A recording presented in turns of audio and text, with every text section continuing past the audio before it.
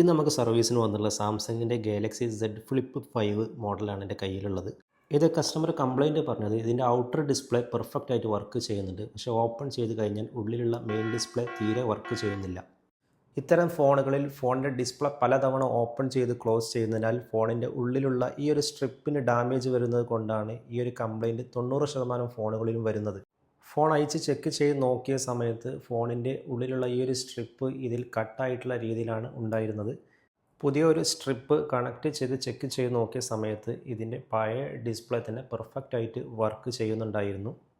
ഈ ഒരു ഫോൺ മുമ്പ് കസ്റ്റമർ ഈ ഒരു കംപ്ലയിൻ്റ് ആയിട്ട് സാംസങ്ങിൻ്റെ ഓതറൈസ്ഡ് സർവീസ് സെൻ്ററിൽ കൊടുത്തിരുന്നു.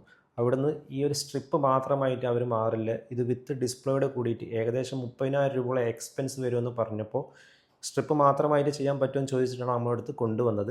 ഈ ഒരു ഫോൺ സ്ട്രിപ്പ് മാത്രം ചേഞ്ച് ചെയ്തുകൊണ്ട് വളരെ കുറഞ്ഞ എക്സ്പെൻസിൽ നമ്മൾ ബാക്ക് ടു ലൈഫ് റിക്കവർ ചെയ്തെടുത്തിട്ടുണ്ട്.